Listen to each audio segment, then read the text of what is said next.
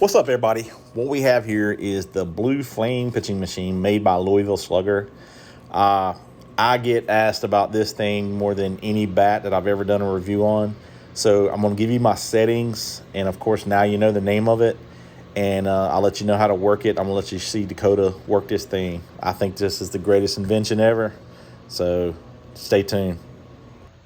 What's up, guys? This is the Blue Flame pitching machine. I'm going to show you how this thing works and what my settings are. All right, Dakota, load it. Load it.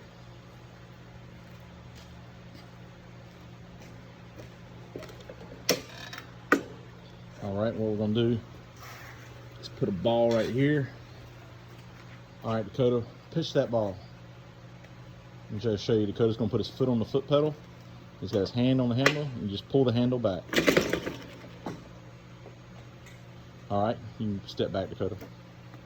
Now, I'm going to show you the settings on this. This is your handle setting, and this will raise or lower your pitch, and my settings on a 4. This is my foot pedal, and my settings on a 3. Now, this is the hand piece. And this will also raise or lower your pitch, and that's a this is where your ball sets. And it's a 3. Let me load this.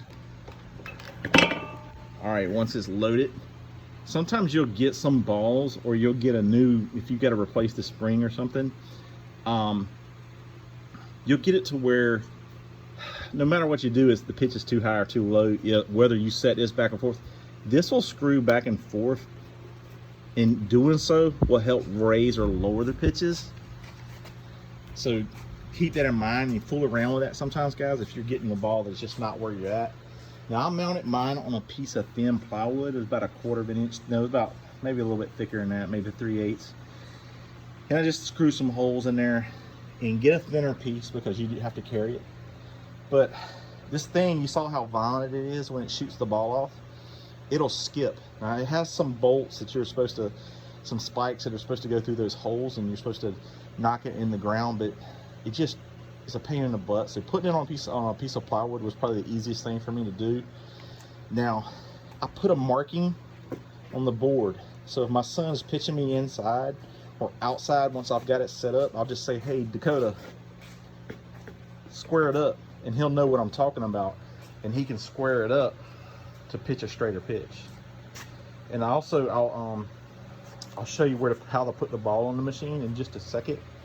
But to me, guys, this is the greatest machine that I've ever ever come across. If you got guys that can't pitch, this is the best thing in the world for you. If you can't get your buddies to come pitch, you can get your girlfriend, your wife, your son. One of those dudes on the corner holding a sign, say, hey man, I'll pay you $10 to come here and pitch balls to me. So try that. Now, this is what I mean by saying cross threads. Put the threads across seams so it helps you pitch the ball straighter. That's just been my experience, or the other way where you can do it that way, but it just pitches a straighter ball.